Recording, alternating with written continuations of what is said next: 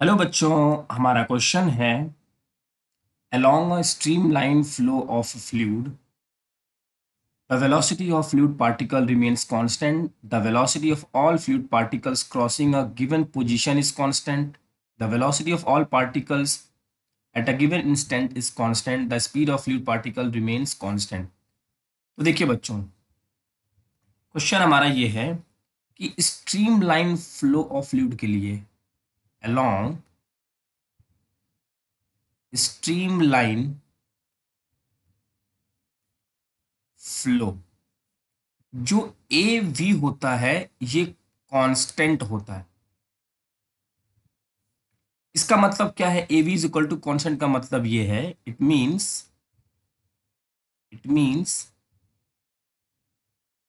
Eight a particular at a particular cross section particular cross section जो velocity होगी, velocity of all fluid particles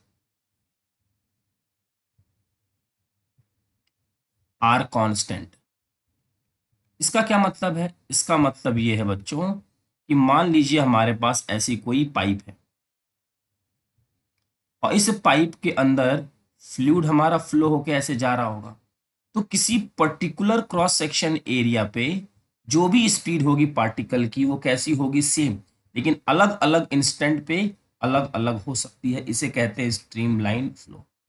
किसी भी cross sectional area पे जो सभी पार्टिकल की जो स्पीड होगी, वेलोसिटी होगी, कैसी? कांस्टेंट होगी। ठीक है, तो velocity of fluid particle remains constant.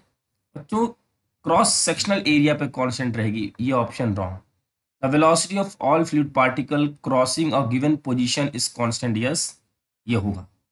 The velocity of all fluid particle at a given instant is constant. कहा जा रहा है कि वेलोसिटी ऑफ जितने भी पार्टिकल हैं किसी इंस्टेंट पर, मतलब अगर t is equal to 2 second है तो t is equal to 2 second में सारे पार्टिकल की स्पीड सेम होगी। बच्चों, ये नहीं, किसी क्रॉस सेक्शनल एरिया पे सेम होगी, क्योंकि कहीं का एरिया ज़्यादा हो सकता है, कहीं का एरिया कम हो सकता है, और एरिया और वेलोसिटी का प्रोडक्ट कैसा है?